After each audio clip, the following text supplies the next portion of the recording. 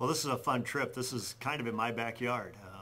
I grew up in Sheldon. Today I live in Sioux City, and Governor Huckabee was in Sioux City this morning, Lamar's today. He'll be up in Sioux Center and then Granville with a house party tonight. It's really a Northwest Iowa swing where a lot of Republicans hang out.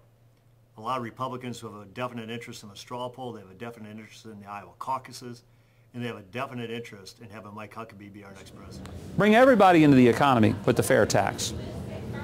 Fact is, when Americans go to their representatives and say, either you get it done or we'll fire you and hire somebody else, guess what? They'll get it done.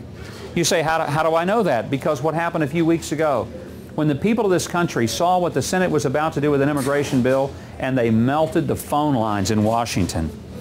I mean, it got so bad the senators were out there saying it was talk radio's fault. They never got it, did they? It was their fault for putting a bill in place that would have said that you can continue to cross the border more easily than you can get on an airplane in your own hometown.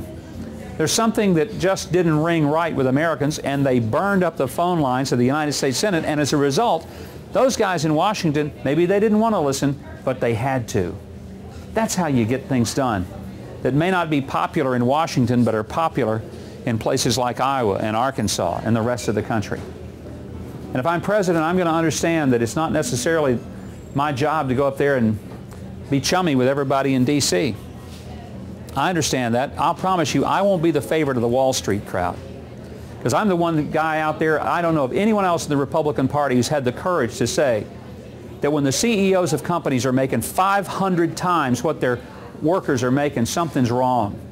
When a CEO takes people who have worked for 25 and 30 years for a company and made that company successful, and the CEO then gets a $100 million bonus for selling off the company and selling the jobs to China, and a guy who's made that company successful for 25 years loses his paycheck and his pension, that's immoral. Name me another Republican who's talking like that. But folks, it's time that we as Republicans show some leadership on the issues that touch American lives and people's jobs. And the reality is, yes, I'm a capitalist, but I'm also a person who believes that greed is immoral. And what we have in this country today is where people are willing to sell out a lot of folks. Look what's happened to the airline industry. You have times where the pilots and the baggage handlers and the ticket agents and the